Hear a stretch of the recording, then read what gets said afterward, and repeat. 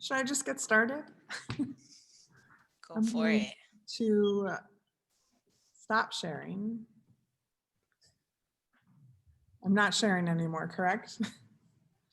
Okay, good. Nobody wants to see my Word document notes here. All right. Hi, everyone. Welcome. Thank you for attending tonight's programming event. I am Danielle Paswaters, the curator and gallery manager for the UW Union Art Gallery. A little housekeeping before we get started. First, the Union Art Gallery's mission as an art space dedicated to the exhibition of diverse contemporary art is to present a broad range of visual art by exhibiting work in all mediums by local, regional, and national emerging and established artists. In addition, we pride ourselves on being an accessible space for UWM students to exhibit and learn. Our goals are to bring outstanding contemporary art to the UWM campus community, to reflect the diversity of the university and greater Milwaukee communities, to connect the university and the public through relevant art and cultural programs, and to support student, emerging, and established artists by providing opportunities for the creation and exhibition of cutting-edge visual art. In addition, the Union Art Gallery supports Black Lives Matter. Please visit our Black Lives Matter resource page for access to resources designed primarily for white and non-Black allies to educate oneself on issues of racism and oppression. We have also included links to take action, including further information on local Black artists and Black-owned businesses to support.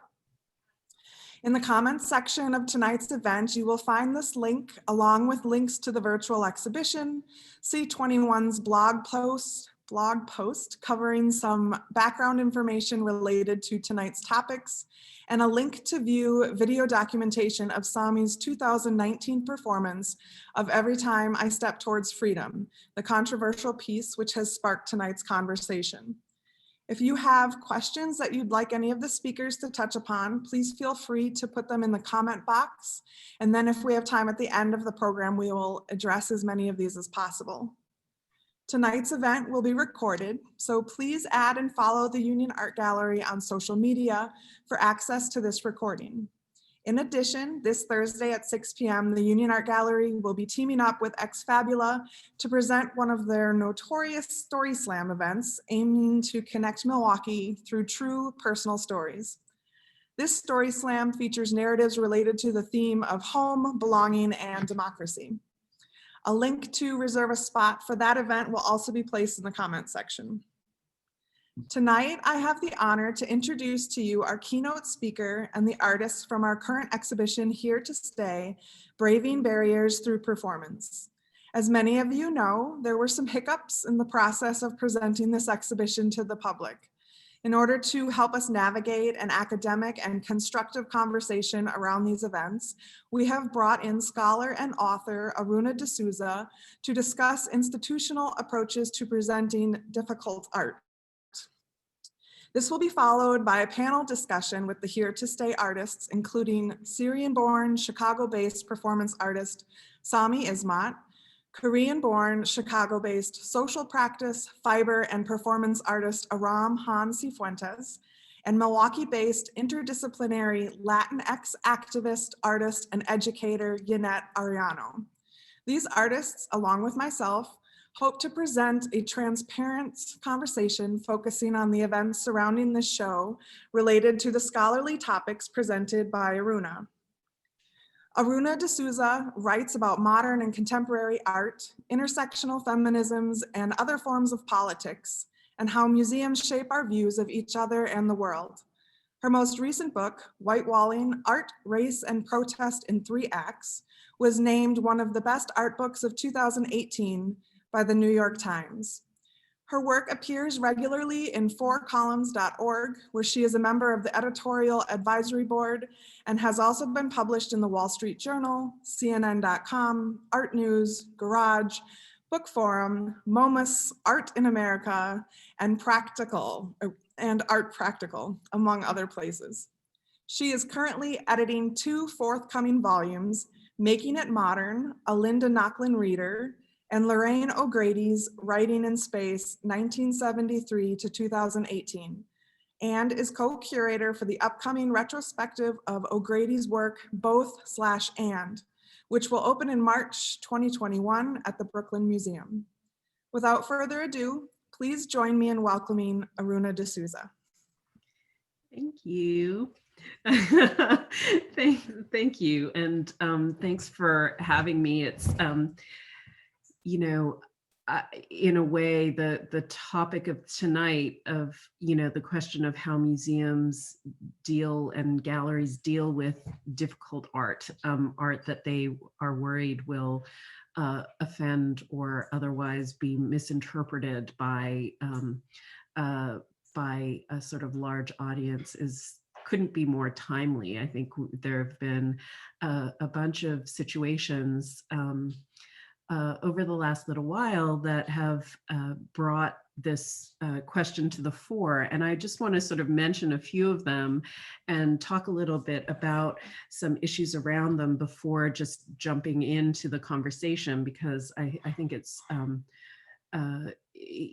whatever I talk about will pale in comparison to actually speaking to the artists here tonight and the curator here tonight. But, a few years ago, I was asked to go to Austin, Texas, to speak at a conference that was being organized in a way to contextualize a work that had been brought into the collection of a really fantastic mural by an artist named Vincent Valdez, that in which a group of people in Klan outfits with white hoods look over a city that could be Austin, could be any sort of place in Texas.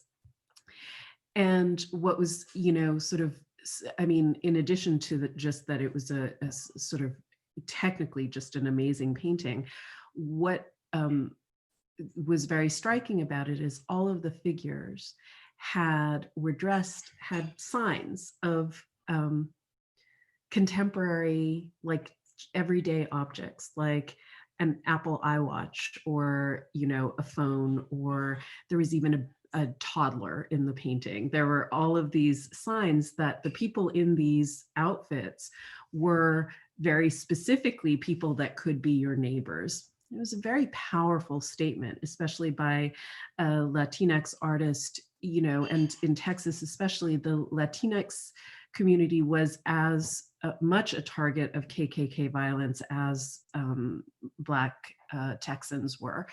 And so it was a very powerful painting. And the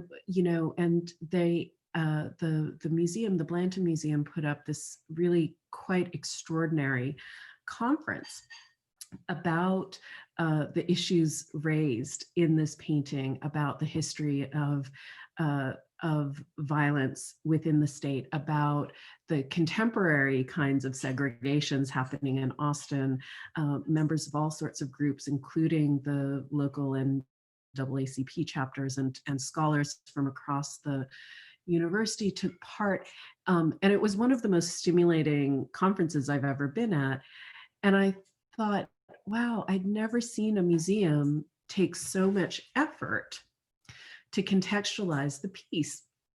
And as I was flying to Austin to take part in this event, flying to Austin, doesn't that seem like a million years ago, like in pre-COVID times, when I was flying to Austin to take part in this event, I was wondering why they were doing this, because I was thinking, like, is this because they're worried that, Black audiences might feel that this artist was appropriating the sort of, appropriating the discourse of, anti-Black racism in his painting? I was having trouble figuring out why this effort was being made.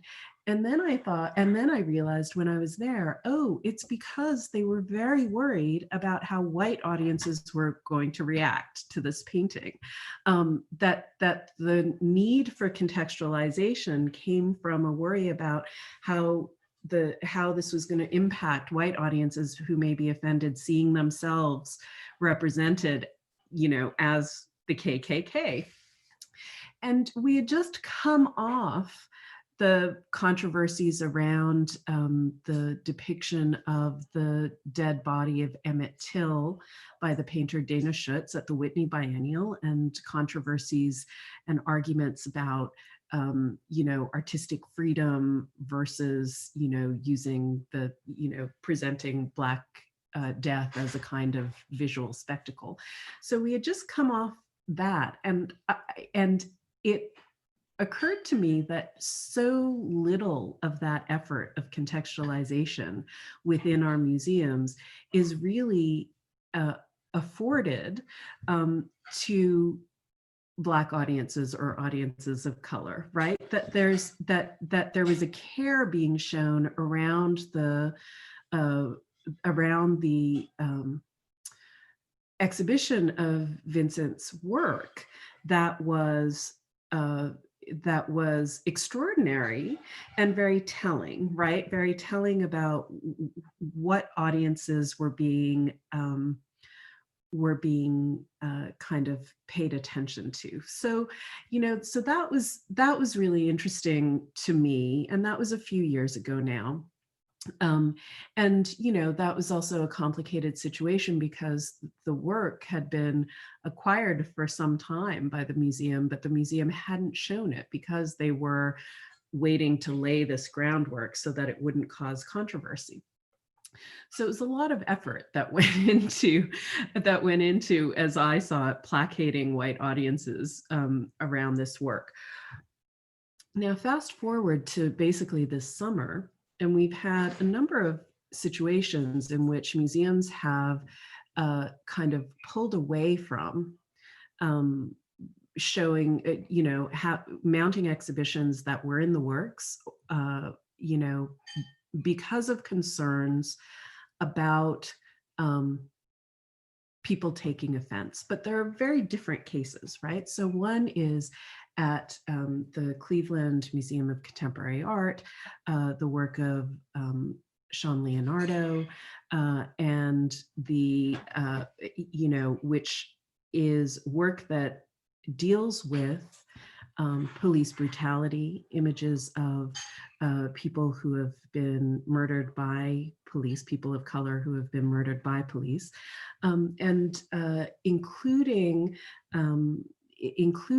an image that referred to the death of Tamir Rice, who was a Cleveland native, and whose mother is an activist, very active in the anti-police brutality kind of movement, and still lives in Chicago. And what was interesting is that in that case is that the artist, the museum announced the show.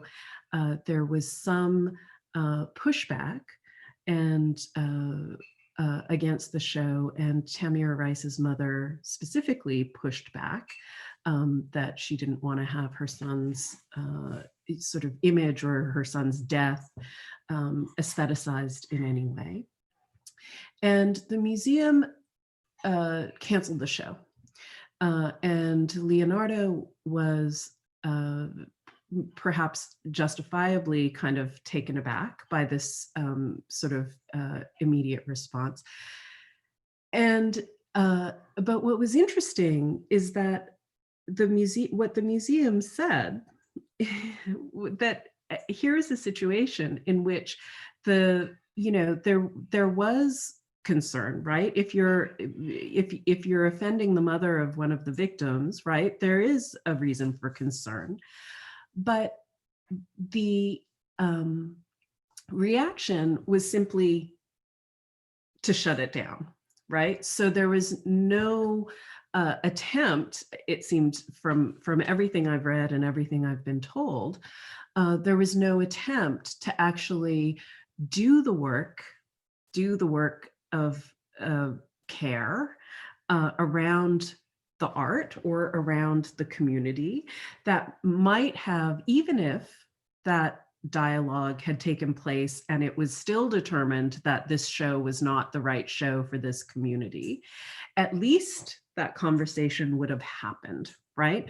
So in a sense, the decision to cancel the show preempted any productive work that could have happened around the exhibition of the art, either on the artist's part or the museum's part. And so this seemed to me a huge loss, right? That the work is, in a sense, especially work that deals with racial justice, the work is the beginning point of the engagement, right? It's not the end point.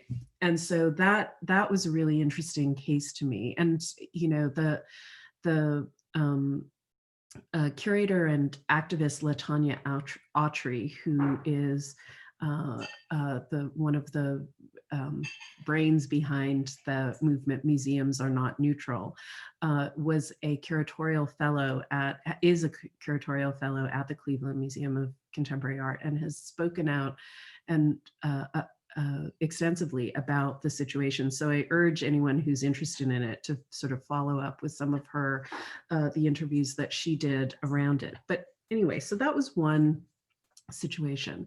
Another came up again in late August when the Whitney Museum announced a show of works that they had that artists had produced for mutual aid fundraisers to support, largely to support COVID relief for artists of color, to support Black trans women, to support, various groups that were suffering, especially because of COVID and because of the stresses, economic and other stresses that were being placed on them. And then on top of that, the kind of murder of George Floyd and the kinds of ways that rippled through communities across the country. So these artists were contributing prints, usually, to these mutual aid fundraisers. And the Whitney Museum's archive went in and was buying up many of these works, which is actually not an unusual thing for a museum archive to do. But then they turned around and decided to exhibit these works. And the exhibition was announced as a done deal to the artists whose works were going to be in the show. They were sent a letter saying, we're happy to tell you that your work is going to be included in a show, and here's an artist pass. You can come to the Whitney for free anytime you want. And many of these artists were young African-American artists who this was their first piece that the Whitney had acquired, and they had acquired it at bargain basement prices through this sort of technicality. It didn't go through the normal acquisitions committee, in which case the artist would have some agency about their work entering the collection. They would have been informed. They would have, been able to talk to curators. They would have had their work absorbed into the museum through a normal mechanism. In this case, it was through the archive, so it was collected the way that someone might collect a poster, right, or a piece of ephemera. And the artists, many of the artists who had been told that their work was going to be in this show were, quite outraged, right? First of all, because if they'd known the museum was buying their work, they wouldn't have sold it to them for $100 or whatever it was. And secondly, because again, their work or their presence in the collection was not handled with respect or care.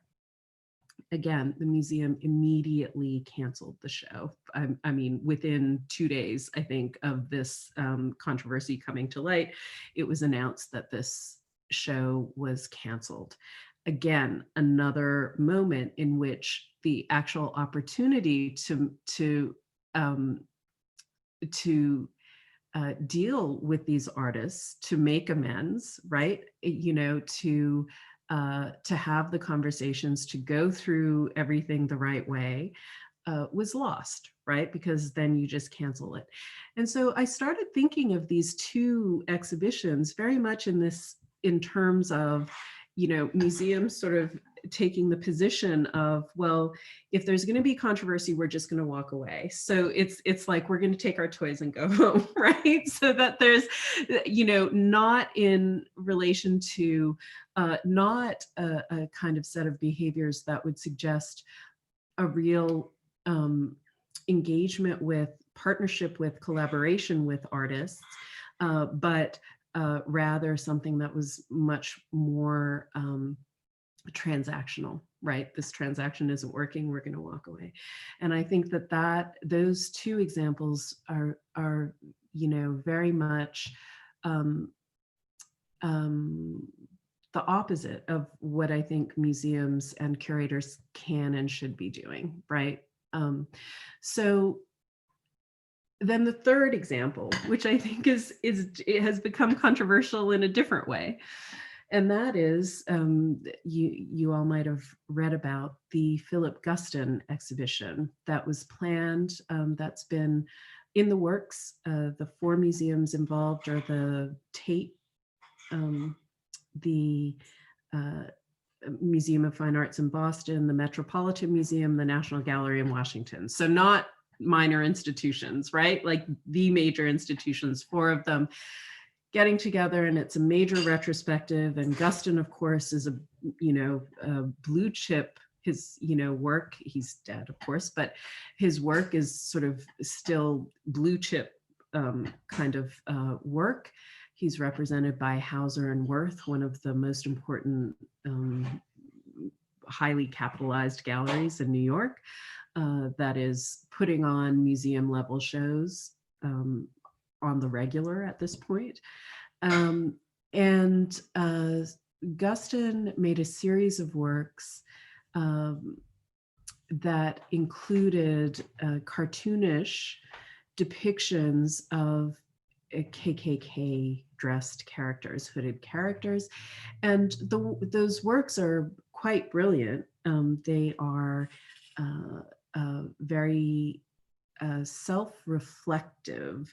In other words, they were works in which Gustin was both showing the ridiculousness of white supremacists as well as contemplating his own implications in America's racism. And so they're very, they're works that are, you can see them in museums, they're in museum permanent collections, they are, they're not minor part of his body of work, they're, front and center. And so, but this was a full retrospective, these works as well as the rest of his works. And a few weeks ago, the directors of these 4 museums announced that they had decided to postpone the Gustin show for 4 years. Their initial statement wasn't hugely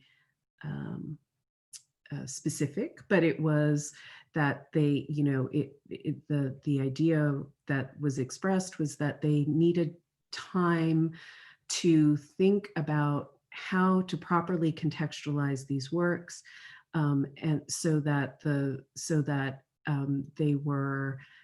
works could be understood by audiences, and that audiences would, kind of be prepared for them, kind of thing. And so, of course, this caused a huge uproar among art people, because here was an artist. Gustin was a committed leftist. He was a Jewish American. He was someone who was making really work, anti-war work. He has a great series of works parodying Richard Nixon and, the scandals in the US government. So here's an artist who's, in a sense, one of the good guys, right? He's a critical artist. He's tackling difficult topics. He's doing it in a way that acknowledges his own implication in these systems. And museums are not wanting to show it because they're scared of controversy. And of course, they're,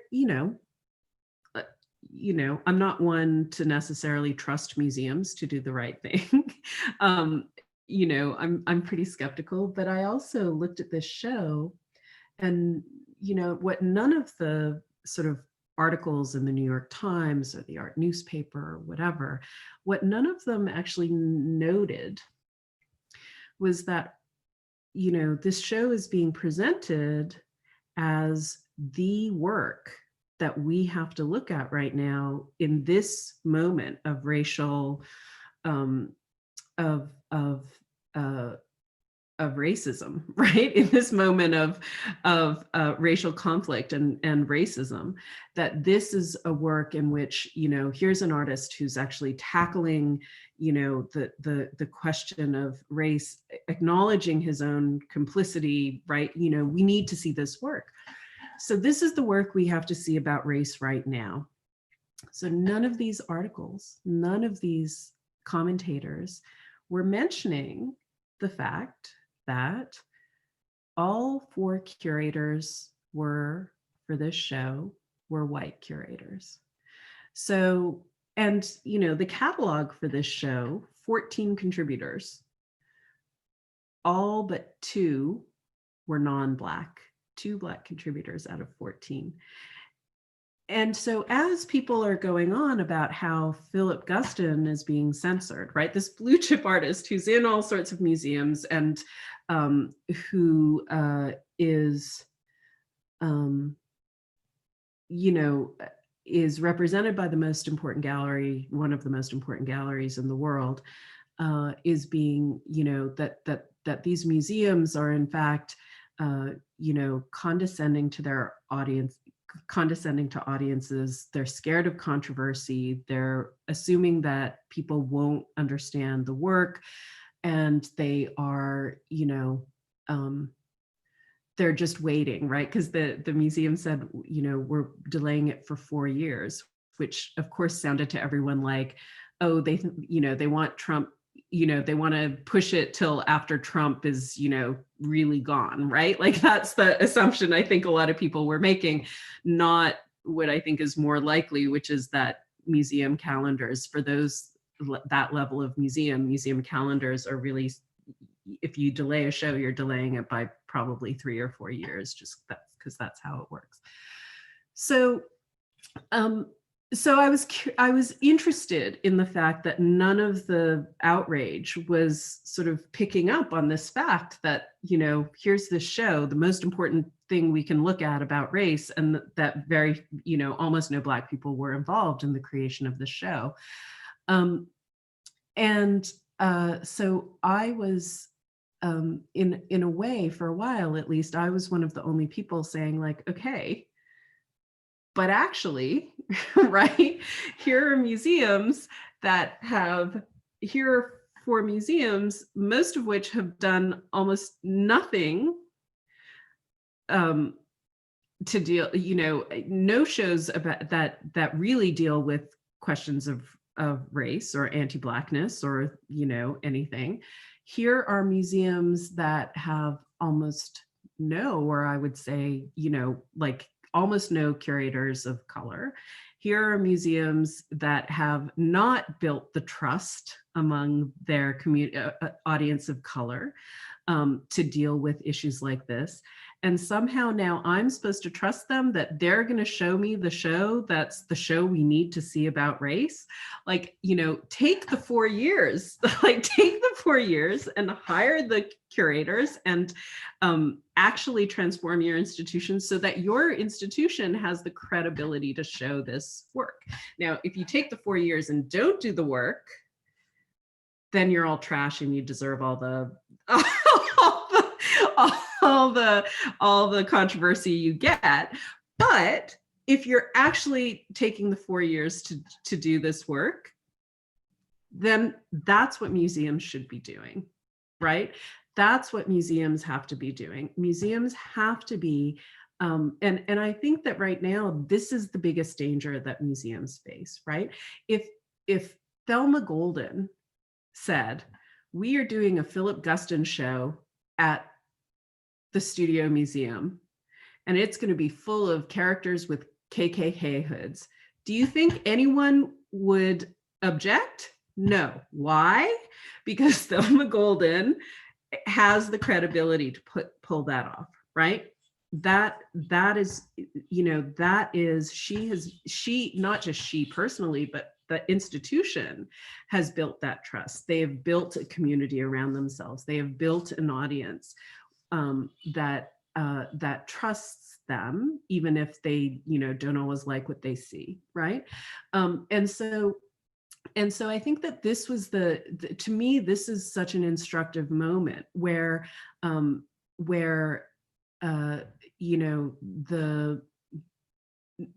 today, in fact, Kaywin Feldman, the head of the National Gallery, said, we cannot do this show with 4 white curators, right? She came out and said that, and that was her, and revealed that was very explicitly her, the reasoning behind delaying the show. And frankly, I think she's right. I think, all of these institutions shouldn't, the idea that 3 years ago or whenever they started the show, that no one was saying like, hey, maybe, right, we shouldn't be doing the show with 4 white curators, or any show with 4 white curators, right? That's already a problem. But now that the problem is being recognized, there has to be, the commitment to fix it, right? And I would rather have institutions that are genuinely committed to fixing the problem. I'd rather give them time to fix it than just push through another thing where they're telling Black audiences basically that you need to be okay with this, and we're going to tell you why, as opposed to building the trust, building the community, putting up a program of exhibitions that actually,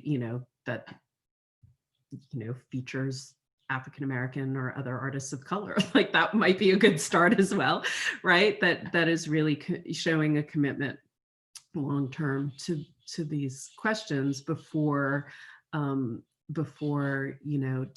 that, we're now going to like put up on the walls things that, we ourselves haven't dealt with, right? They haven't dealt with the kinds of self-critique that Philip Gustin's paintings force us to have, right? As institutions, they haven't dealt with that kind of self-critique. So, they're not ready to put it up on their walls. So anyway, so those have been some things that I've been thinking about, just generally about this question of museums and showing difficult art. I think that what we don't talk about enough is the art that is, I think that so many times these controversies that blow up around Gustin, around Dana Schutz, and the painting of Emmett Till, so many times these questions, become questions of artistic freedom, but they're questions of the freedom of certain kinds of very privileged artists to say what they want to say without criticism. And very little discussion is given over to artists who are not on the receiving end of that kind of privilege, and who are making work that is actually being that is uncomfortable for white audiences, and that much more of that kind of censorship or deplatforming, or whatever you want to call it, actually is happening at any one time. And I think we don't talk enough about that. So with that, I think we should turn it over to, or unmute everyone and maybe talk about the exhibition at hand, which is, I think, Danielle, you're going to walk us through a little bit of what these amazing artists did. Okay, yeah. So I guess I'll just provide a very brief quick overview of how the exhibition came to be and how the exhibition came to be shut down. A year ago, I was in contact through a professor with the School of the Art Institute of Chicago, who recommended Sami as a performance artist. I was looking for a performance artist whose work could hold its own in an exhibition space. It really was no deeper than that. And then through recommendations, I went to see Sami perform his piece every time I stepped towards freedom in Chicago in 2019, which included the American flag. I came back and kind of discussed this with my boss, who arranged for Sami to come up to Milwaukee to see the space and talk about it and see where he was coming from, since it could be controversial. Then we all felt really great about it. We kind of moved from there with recommendations from him on other artists that could be included that would work with his work and with his themes. That's how we came to connect with Aram, and continued to work with my boss and other administration in the union. The union is a building on campus. It's not like a group of people. So just for background knowledge. The Union Art Gallery is situated inside the Union on campus at the University of Wisconsin-Milwaukee. So long story short, we had a panel, or not a panel, but an advisory committee of students throughout this last year who were kind of recommending things that they wanted to see in the gallery space. As a gallery that's an academic space, we are really geared towards providing our students with a voice.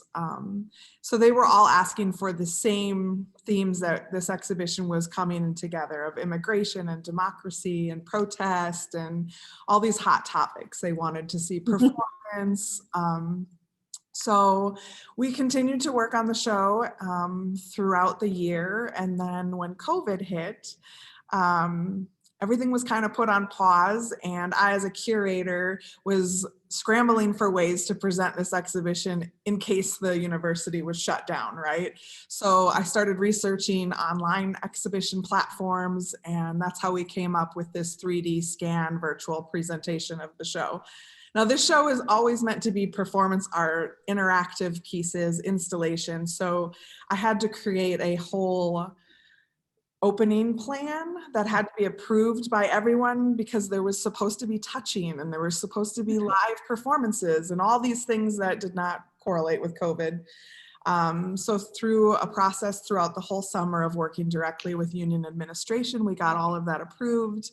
And all along we had this plan for the online platform as well. So in case the gallery was physically closed, we were going to be able to install the work and scan it and present it digitally.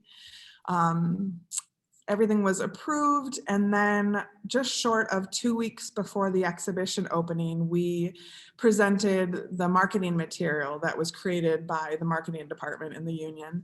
And at that point is when it became known that some administration in the union were really upset about the use of the American flag in that image from that marketing.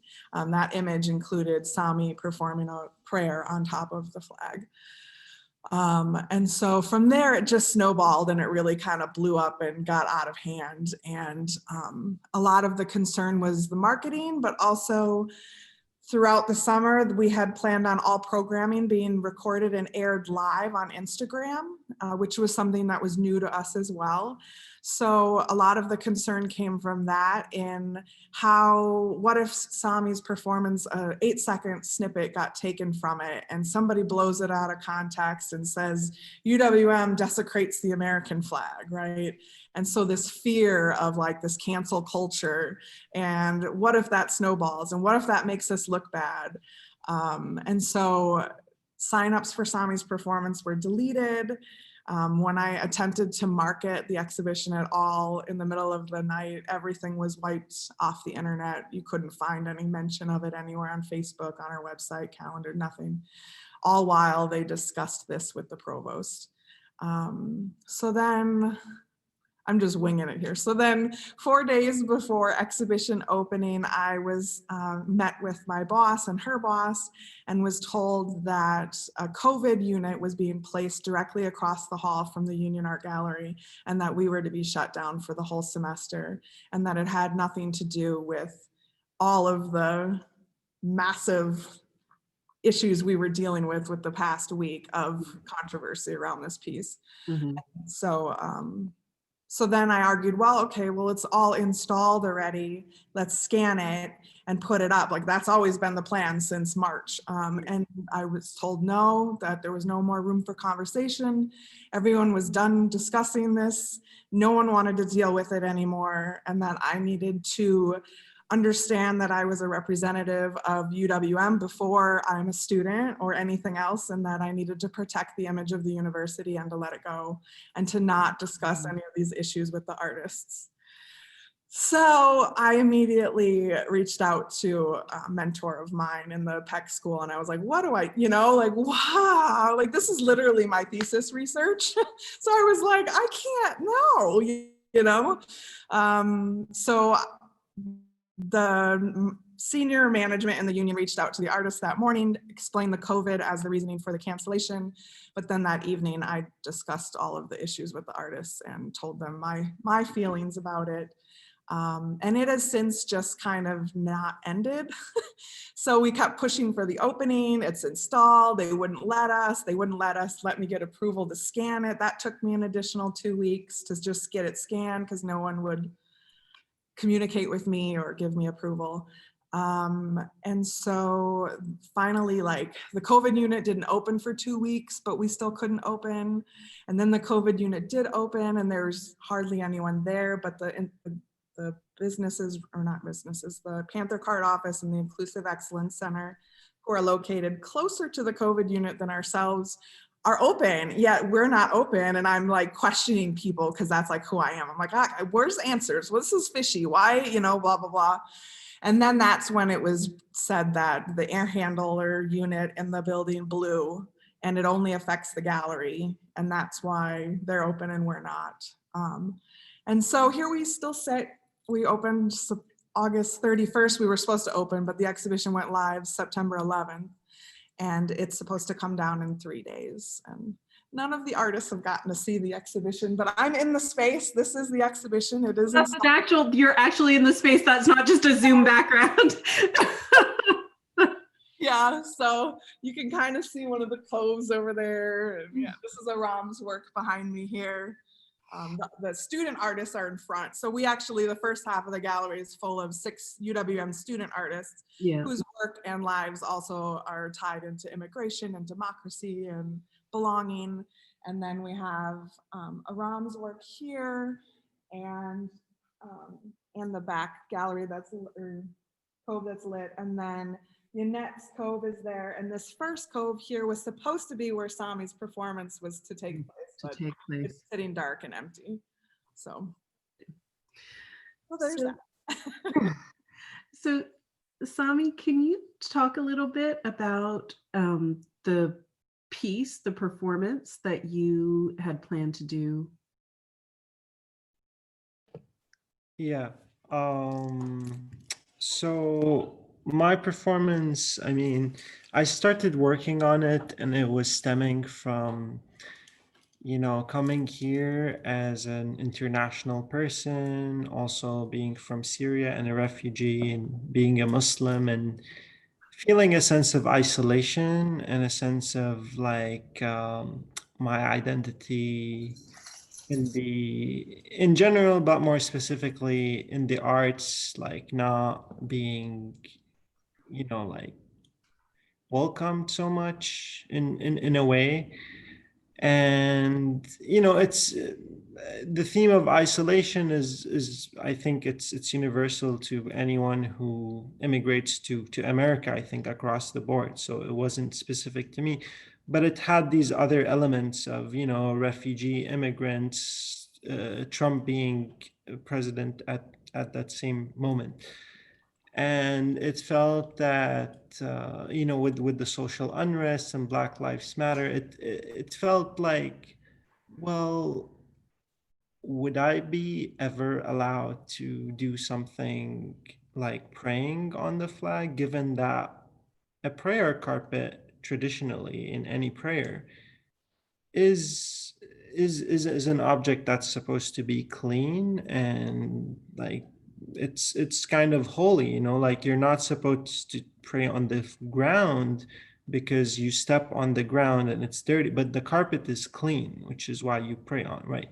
So like I also at the same time I was of course conscious that like yeah, like a flag on the floor is also like in the American context, it's like a very controversial thing. But here I'm not really like I'm kind of reinterpreting it as an immigrant and using it differently as an immigrant, not to desecrate it, but to say like, yeah, you see it as a problem because this is what you, but this is what I think. And I'm asking the question, is this something possible?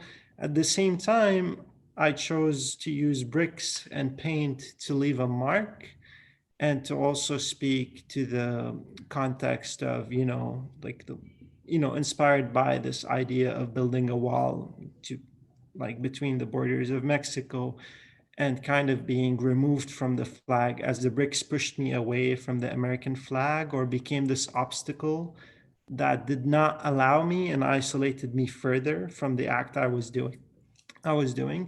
So it really stemmed, I would say, from all those things like together somehow. It was a process. Mhm. But that was, I think, you know, like that was the intention behind this creation and this piece that came together. Um, Danielle, would you mind just showing a few of the images from the performance? Because I think they're very powerful. You know,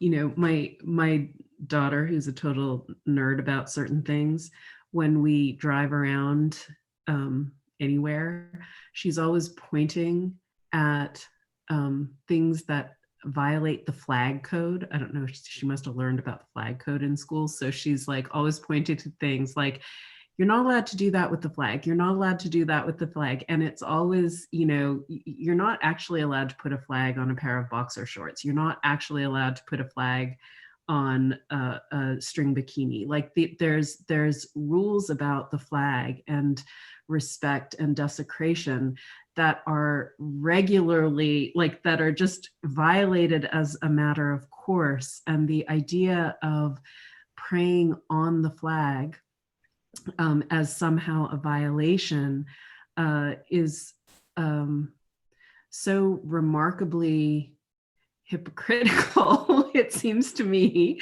You know, it's actually breathtaking to hear that an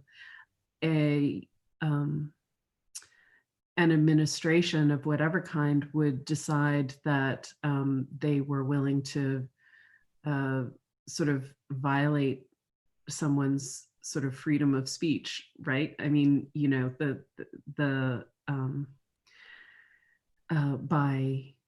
by objecting to it. But I mean, I think that you know, cancel culture, one of the things that strikes me, you know, Danielle, when you were talking about cancel culture, is that the people who need to be canceled are never canceled, but people use the excuse of the possibility of being canceled to cancel all sorts of people, right? And I think that that's like the, you know, in a way, the biggest irony to it. But Jeanette and Aram, do you have kind of things to jump in with? Yeah, I think one thing I want to add for context, or there's a lot of things I want to add for context, but one of the things was, Danielle, if you can also help me in terms of timeline, is that we got the call to cancel this exhibition. Wasn't it like days after what was happening in Kenosha, right? With the Black Lives Matter protests and you know, that white supremacist shooting, killing, right? And like Kenosha is like less than an hour away, Mhm. right? And so like it was literally like, this is what you care about in this moment, right? Like children are still in cages, and this is what you're furious about, Yeah. right? And so I want to add that in there. And then the other thing I want to add in there is that, yeah, like that Danielle is the curator for this exhibition, but mind you, she's also a PhD student at this university and institution, right? So like that is very important to point out for me. Yeah. Masters, but hopefully one day PhD. Masters, you smart enough for anyways. To add what Aram and Sami were definitely acknowledging is that there is a huge political culture that's going on right now, and to ignore something that's faced all around us is ignorance. You know, it's coming back to that white silence is violence. Like we cannot keep on continuing and creating artwork if we're not seeing the topics and the issues that are around us. That is the beauty of artwork, the strength of artwork. Art is what continues and pushes and motivates people to come and say it's enough. You know, we have all of these types of institutional forms of racism that are happening all around us, but it's enough. We have a political system that's going on right now that is not following any of the rules. And so why is it up to us? Why is it up to even people of color to make sure that we're abiding by rules, right? There's a huge hypocrisy when we're creating, but we can't create certain things, or else it might make certain people feel uncomfortable. Well, we're uncomfortable all the time. Look at the media. Look at who our role models are in front of magazines. There's a certain type of a view of what we have to be in order to be here in the United States, right? And that comes back to even the beginning of the title of the show, right? Correct me if I'm wrong, Danielle, but it was the American Dream. Is that correct? It was performing Americanness, because that was the term that Sami kept using. But then Aram was like, "Ooh, I don't like that word, Americanness." So then we kind of like got together, had a conversation, and she explained to me, thank you, of how that term is layered and kind of nasty. You know? Yeah, Americanness is totally oppressive. Like, I was born into this country. I am a citizen of this country, and I do not classify myself as American. You know, I classify myself as my culture, because that's what we fight for. Here in the States, we fight for our identity. And that's not what I create. I don't think, okay, let me think of something American. Because right now, my idea of what this society is not what I want to live in. I want to create that revolution. And so do I. When I see the work of Aram and Sami, like coming together, it shows the strength of what can change, what conversations need to be talked about. And when we're talking about these curators, and a curator such as Danielle, it's what's the difference between a savior and an ally? What's the difference between an oppressor? And coming back and realizing, like, as people in institutional spaces, saying what's enough, giving voice back to artists, fighting for artists, because it's not just about mediation and making sure that everything is neutral, but it's fighting to have a voice, because artwork has a voice like nothing else. You do not need art. You do not need words in order to specify what you're trying to clearly say.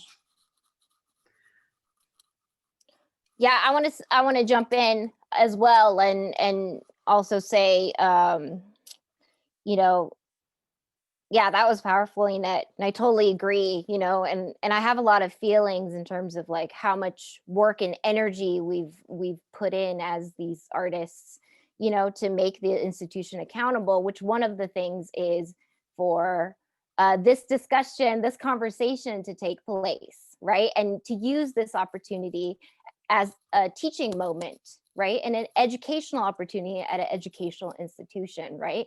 And one of the things that me and Jeanette made very clear was that the director who canceled the exhibition, Richard, needs to be present at this conversation, and he is not. So let's make that clear. I mean, you know, this is, I think, you know, going back to some of the examples that I was, you know, presenting before, this is exactly, you know, the opposite in a sense of what should be happening, right? That what should be happening is the institution making the effort to repair, not just making resources available so something, you know, so that you all can organize something, but actually stepping up and actively taking part in a process of you know, rebuilding broken trust, you know, making up for the lack of care, making up for the lack of just basic respect. It seems to me, you know, I'm still a little bit, I'm still shocked. I mean, I have been since I, you know, first was kind of, since you all filled me in about this a few weeks ago, I'm still sort of extraordinarily blown away by the idea that an administration like this would choose to put themselves in actually such a legally vulnerable position as much as anything else, for the sake of avoiding potential internet outrage. It should also be known that the story is that when they went to legal advised them to allow the exhibition, but coincidentally, while the director was on the phone with the provost and the chancellor who were advising him to let the exhibition go, coincidentally, he got a completely unrelated call saying that the COVID unit needed Deus ex machina. the moment that he was in the meeting with the provost, he got a call. So. And what boggles my mind is that one person was able to shut everything down. There was no conversation between us artists. Nope. I was trying to look for even information all over in order to share it with my friends and my family and social circles and organizations that I'm a part of. And yet one person, one white man, who is white, yes, who is a man, is able just to turn it off. Yeah. That really speaks about the importance of acknowledging what white privilege is and what having that power speaks. But yet, again, if we unite and we come together as artists together, collaborate, create unity within ourselves, it can be changed. We still have the power to control. And that's the beautiful part, that people have power. Because that one person was able to shut it down didn't mean it was the end. I love the information and the words that Aram speaks because it's true. We pushed and we fought. With the performance, the beautiful performance that Sami has, that spoke volumes, that Danielle was talking to me about. Even in the beginning, it was needed to be shown, to be performed. So Sami, can you talk a little bit, because you've performed that piece in other venues, right? In other places. Can you talk a little bit about what the experience of performing that piece has been, what people's reactions have been, what kind of conversations have come out of those performances? Yeah, totally. I think the very first time it was, I did it actually in a street in downtown Chicago in front of the Civic Center. But I did have like a community of people with me that I, just to have my back in case something happens, and a lot of things happened. Even though the piece, like the first time I performed it on a street, it didn't have the paint, it just had the bricks and the flag. And it was a lot quicker. It was like maybe, it was actually like around 5 minutes, 3 seconds. That was like the whole length from beginning. 5 minutes, 3 seconds. It was around 5 minutes, three seconds. Yeah. And I looked behind me, and I mean, I was hearing it while I was praying. There was like security came out of buildings, tried to push us away. People stopped, people were angry. I heard people swearing. I heard most people were interested, I would say. Nobody like had a intense, I mean, there were maybe like words being said, but nobody did anything. They were all just like kind of shook by what's happening on the street. And then I turned back and I found this group of people that was with me, like talking to these people, telling them, yeah, just wait till finish and we'll talk about it. And that's what indeed happened. And there was 2 angry veterans.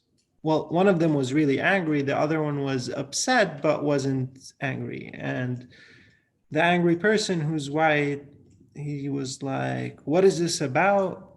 He was kind of raising his voice. Why are you doing this? And I simply said, I'm praying. And then he was kind of taken aback, like, what? He didn't realize like this was what's happening. And then his second thing is, why is the flag on the floor? It shouldn't be on the floor. I'm like, I understand that's your perspective, but I'm talking about it through my perspective. And my perspective, coming to this country is that we're only accepted, even though this is a country, we're only accepted if we follow certain things. And when we don't, which is exactly what I'm doing now, somebody gets upset and tells me, you shouldn't do this. Even though in my culture, where I come from, this is considered sacred, right? It's not desecration, right? But this is the problem, and this is why I should be allowed to do it. And if you feel like angry about it, we can talk about it. And the foundations of this country don't allow that. And this is exactly the problem why I'm doing it in the street, right? And I said to him, basically, this country now with Trump does not reflect its true foundational values that it was built upon, which is freedom to all immigrants from all across the world coming here and being, these individual people contributing their minds and ideas to form a civilization, right? This is not what this country is now, especially under this administration, right? And I can only speak from my experience. I only been in the States for 4 years. I hear things about the history of it also having such issues, but just in terms of my performance, let me say I'm strictly speaking about my experience. I can't speak for the history of the country that I didn't live in, right? So at that moment, everything sort of diffused in terms of anger. And they're like, in these 2 veterans specifically, I mean, they were the most angry from the crowd that gathered.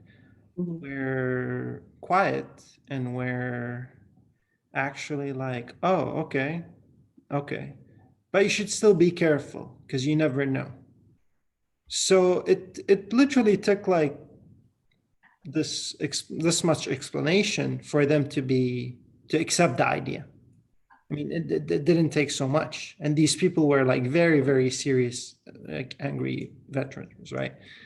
And so it just goes to say that, a little conversation really goes a long way, and really like puts people in perspective. And they're not, surprisingly, like you'd be surprised how easily people accept art and like ideas once they're explained, right? Like even these veterans who we would consider the most protective of the flag quickly accepted it and advised me not to do it again in public because you never know. People are crazy. People, like careful. There's other veterans that could really like kill you over, like they were advising me to be more careful, like sort of like telling me to be more conscious and protective. Now, the next time I did it, it was in a gallery in Chicago. There was no controversy because naturally, like, the gallery audience in Chicago are, you know, quite accepting of all sorts of ideas. But there was like a, definitely, I think that Danielle was there. There was definitely like a lot of response and reactions to it that kind of shook people a little bit, kind of in different ways. And it was definitely a diverse audience, and there was multitudes of reading and understanding of the piece. For example, some immigrants from Iran and other places, the piece like felt to them and affected them, and they saw it in a completely different way than Danielle, who's a white woman from the States, right? But they all nonetheless had a reaction to it that affected them. And I think it is important that art does affect people in some certain way, does stimulate feelings.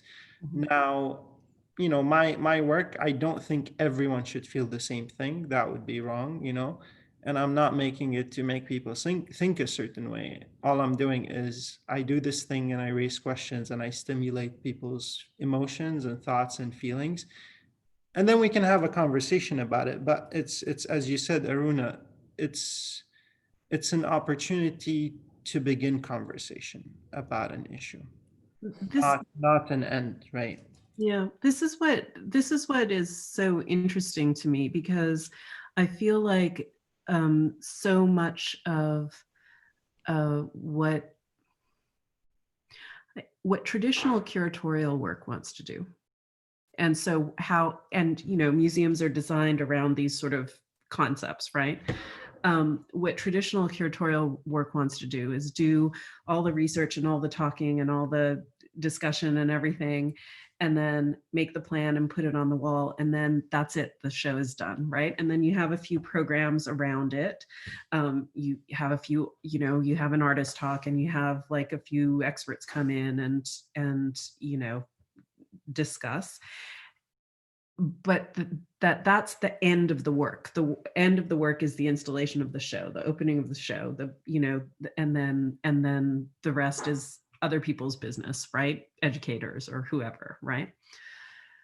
And so much, I think so much of the interesting work that's being produced now by artists is work in which the installation of the work or the performance of the work, the you know, is so iterative, right? Like that it's the beginning of a conversation, right? It's the beginning of a process.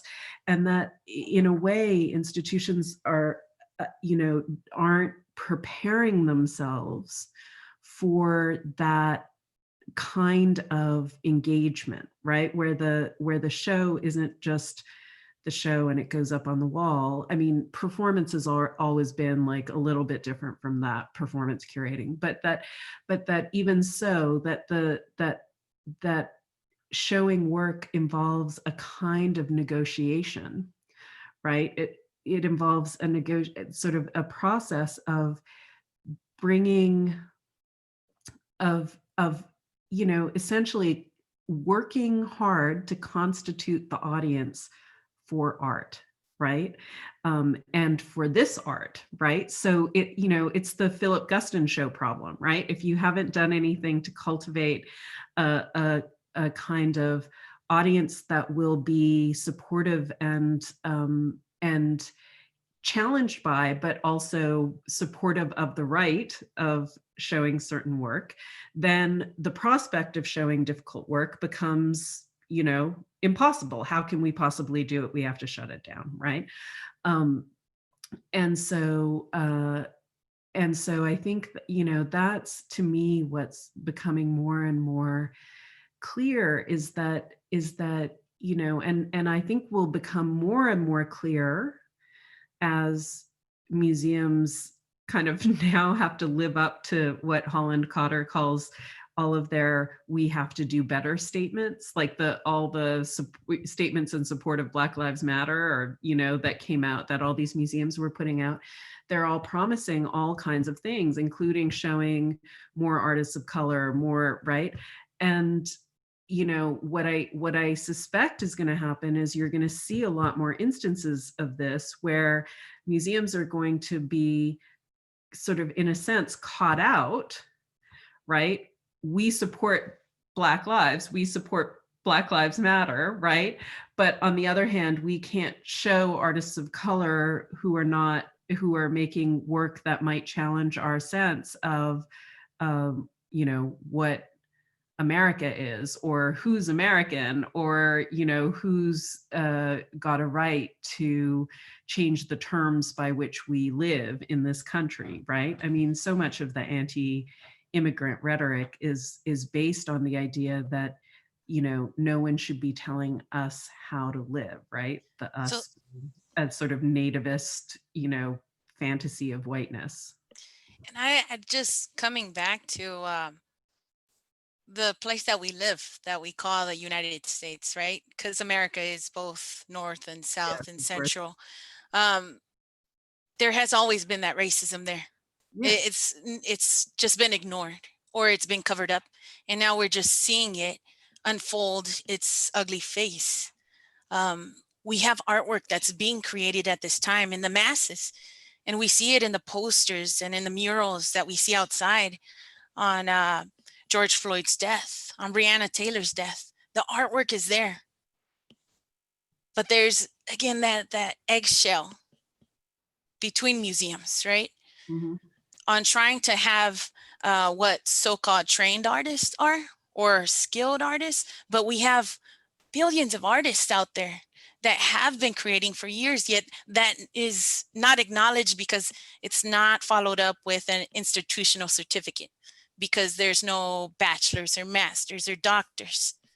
So when we're looking at not just only like what artists of color are being shown, but the accessibility for other artists to be shown, who have gained that respect, who have been in the community, who have supported the community from the beginning.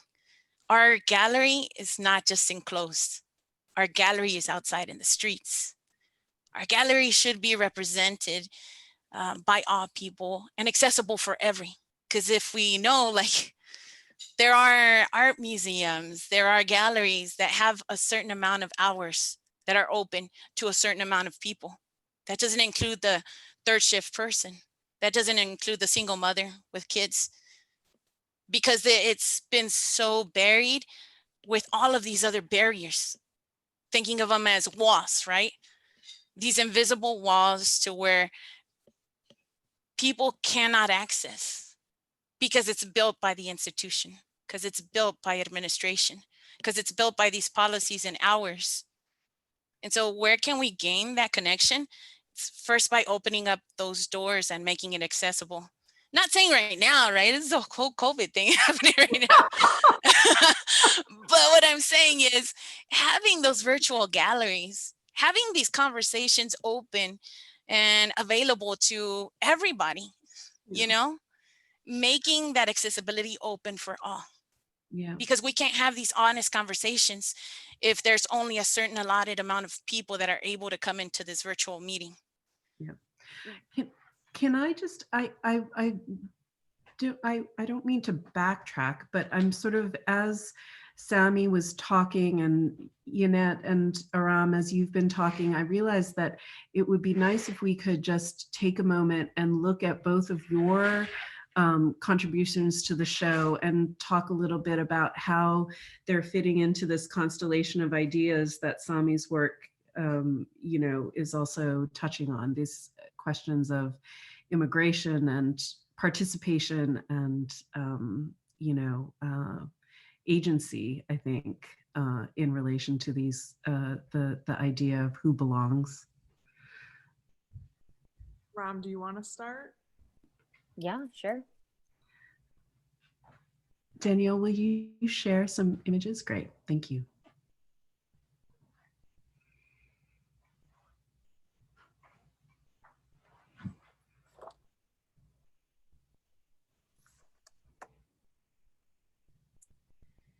Yeah, so for my contribution here, I've been working on a project called the Official Unofficial Voting Station, Voting for All Who Legally Can't. So providing voting opportunities for the disenfranchised, which is more than 28% of the population. So yeah, so creating these voting kits where I created 50 voting kits for the disenfranchised that anyone can request, and I send it out, and then people can activate their own voting stations, right? And so currently, I think like 49 kits are out. So it's pretty cool. And then I have a website where you can interact as well, called unofficial.vote. Yeah, and so that is part of the installation. And then I have these curtains where I put, I have a project called Protest Banner Lending Library. So these curtains are essentially big protest banners, especially this one, right? A system cannot protect those. It was never designed to protect. And then the other curtains I have are red card statements, so know your rights statements. So I really wanted to use curtains as this way of sharing information with neighbors or to authorities, sort of claiming that space, right? And so, yeah, so here sharing in different languages what to do if you are encountered by authorities, right? And these are rights for all non-citizens and citizens, right? And so I have these, and then the red one is a statement to the police. So the idea that like, if they show up, you can just close your windows and they can read it, right? Which is like, I don't give you permission. I don't wish to talk to you, right? You need to show me a warrant signed by a magistrate or judge. And I choose to exercise my constitutional rights. So yeah, and then the other piece is a jean piece. My mom is a seamstress. My parents work at a dry cleaning store, their own. And so collecting jean cuffs of, seamstresses and tailors in Chicago and creating this piece. Yeah, and so that's it. Jeanette. Jeanette, where's yours? Thank you, Aram. So this piece was a collaboration. The banner on the top is Cuando Votamos, Luchamos, and it was created by the Walker's Point Center for the Arts Fellows. They're a group of young artists and that came together with myself, and we were able to create this image because during that time it was voting. Elections were happening, and we see all these voting signs, go vote, it's your power to vote, but when we're talking about the south side of Milwaukee, which is predominantly Latino, we don't see signs that are in English or in Spanish, I mean, to vote, to use that power. And so all of this is done in a very strategic way, right? To make sure that those who are citizens and do not speak full English don't vote. Yeah. So this was created in order to acknowledge that we do have different cultures. We do have other languages that we are proud of here in the States. And as our culture, we don't let go. Each one of these individuals in here is a person that was protesting in the strikes of the Strauss Meatpacking Company. During that time, Strauss was letting go workers who tested positive for COVID-19. And because they tested positive, they were then fired, even though it was the fault of the company that wasn't providing enough protection for the workers there. So I wanted to acknowledge that and show that it was made by the people, for the people. And the leaders, we are our leaders. We're our supporters. And we are our heroes. We don't need a certain stock photo in order to represent us. We have each other to represent us. So again, this was created by the Walker's Point Center for the Arts Fellows and with collaborations of myself and talking about the power of voting. Yeah. Especially during this time, masks are a must, right? We need that mask for protection of ourselves, to protect our family members, and to make sure that we're there for each other. So this was, again, a connection to connect with what's going on right now during this pandemic about the protection of ourselves and protecting ourselves enough to go vote, right?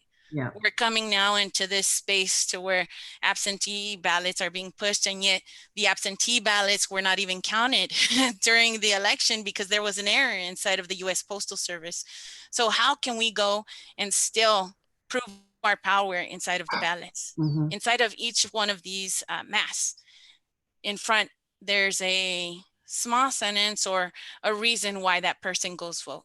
And they're all in Spanish. So example, there's some, para mi educación.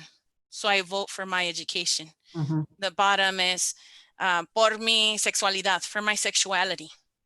And the bigger one located off to the right is por un nuevo mundo, for a new world.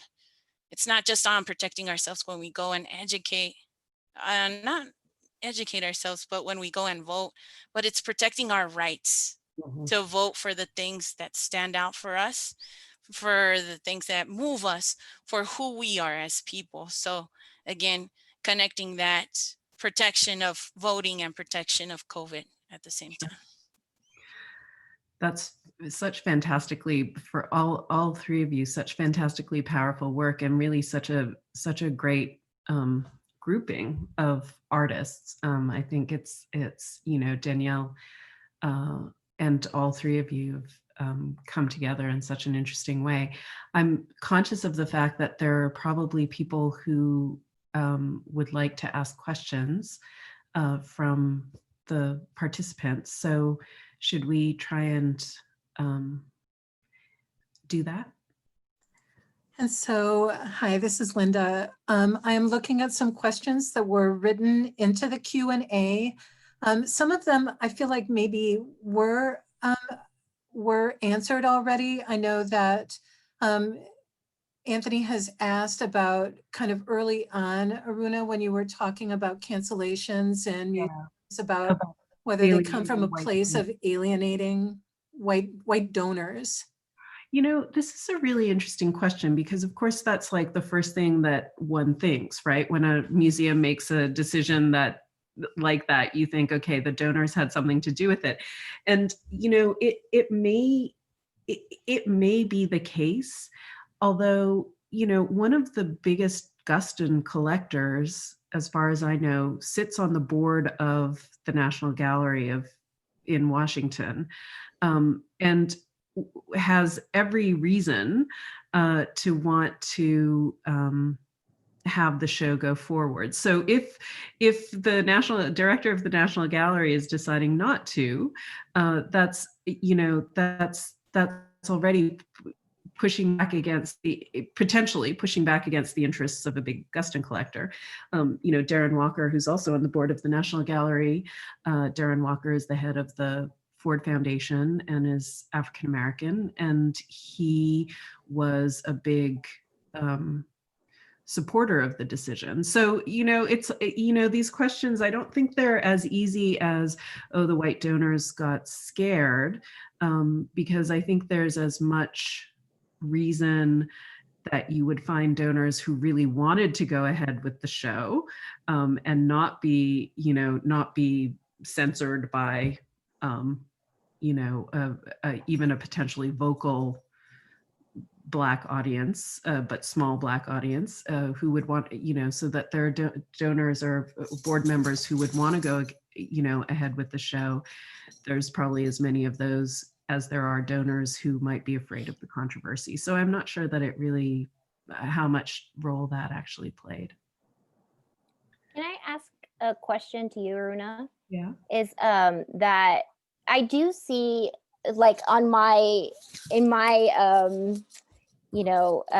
interactions and commitments or conversations with different museums and institutions, I have been seeing, what you've been talking about, on a micro level, right? Like this happened, but I also am doing an artist talk for a different museum, and the curator called me saying, we need to find an institutional partner because the director is canceling everything political, right?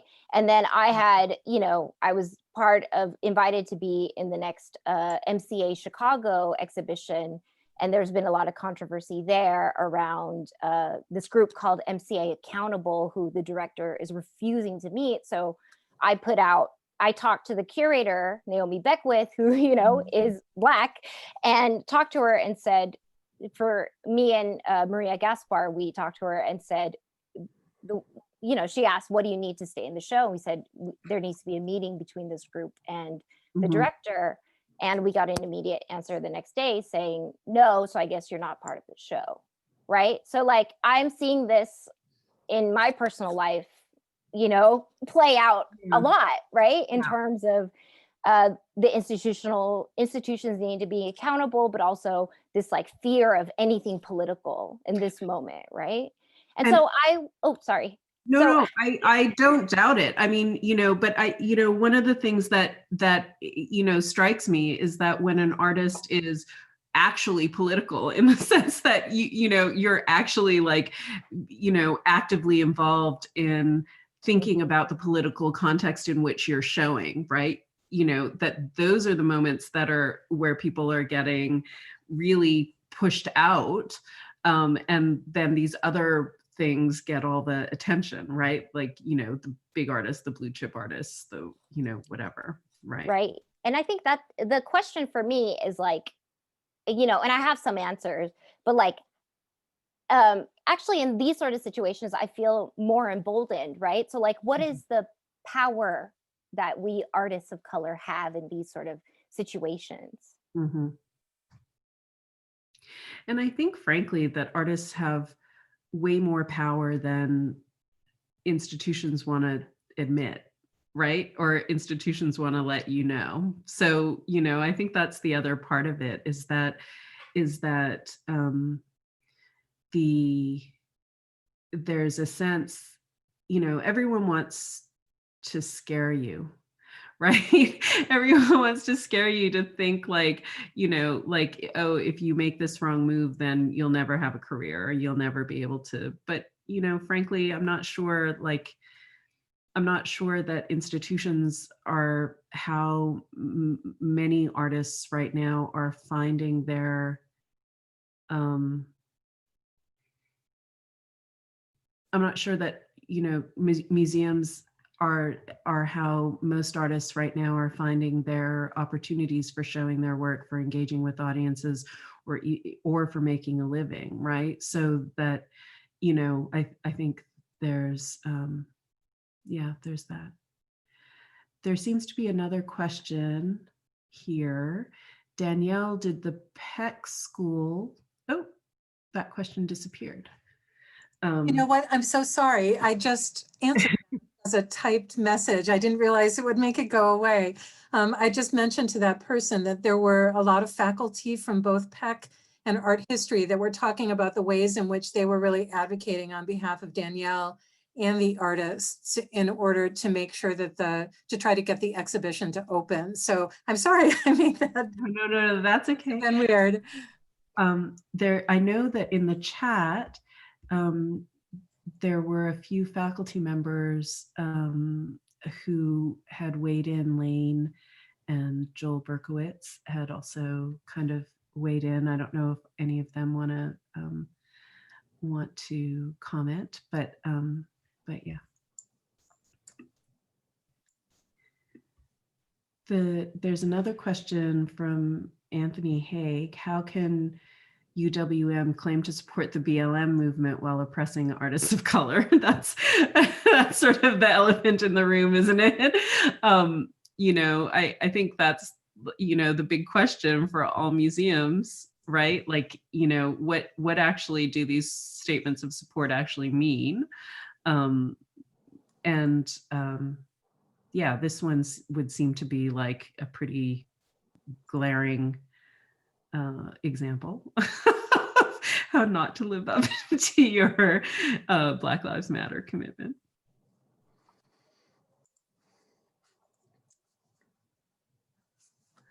So we're at about 8:30. I don't know, is there, if the artists wanted to, or Aruna wanted to say kind of a final thing before we thank them? I would like to give the artist the last word, or Danielle, the artist and curator. I just wanted to say, I wish this is, an opportunity for union to be more accountable. Until now, I have felt some steps were taken, but all these steps were taken by people who were on our side from the beginning and not those who censored the exhibition.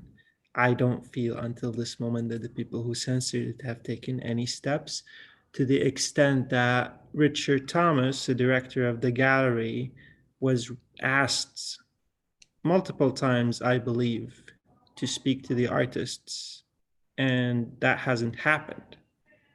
He's been deflecting, and on the other hand, we were all told the COVID excuse was the reason for cancellation, and we were not told, and Danielle was prevented from telling us about any controversy. So I wasn't even told that my performance, like that there was an issue with it at all. Nobody told me. All I was told was COVID-19, it's canceled, until Danielle told me, no, this is not what happened. What happened is there was a month of back and forth about this, and I was prevented from involving you in any of it, which is like ridiculous to me because I'm a person, I'm not unreasonable. You can talk to me about why you see this as a problem, whether that's Richard or whoever in the board or that meeting committee, and you can ask me. We can talk about it. I don't know that we will reach an agreement, but we can talk about it. You don't have to lie to me and keep me in the dark for so long. And this is what we need to make sure does not happen again, at least at this institution, right? This is what I want to leave with. Yeah, I think Aruna's point of, this institution, after committing this against us and Danielle, right? Because Danielle couldn't tell us these things because her job was threatened very clearly, right? But there needs to be commitment to fix this, right? And I haven't seen anything from Richard in particular shows me that he is committed to fixing this. I'd have to agree with both Aram and Sami. It's on being accountable, not just saying that you're in support of certain things or groups or because it's a trend or because you're pushed to say it. It's being very genuine with those intentions. I'd like to say, if for anyone who is an artist at this time, to create those collaborations and create that unity with other artists and other individuals that come and support you, that bring you strength, because we together can build and create change. One person is great. Many people can create. And as we even see here, like, creating genuine conversations is what leads to the next steps as to real change. If we don't have that connection, then how can we even ourselves as artists feel trust when it comes to a gallery, when it comes to curators, when it comes to just all of these barriers that are created for us, but yet keep us in these spaces? Absolutely. Fight for change, man. Fight for change. And we're doing it right now. We're doing it right now. You guys are inspiring. Danielle, you fought the good fight. I just say thank you to all of the artists for everything, for working with me, for having open, transparent conversations with me, for forgiving me, for working with me. and for being here, right? Like if you guys were white artists, this wouldn't happen and all this emotional work wouldn't be occurring and you wouldn't have to be explaining yourselves, and it's a lot. And I just thank you. Thank you for inviting me. Yeah.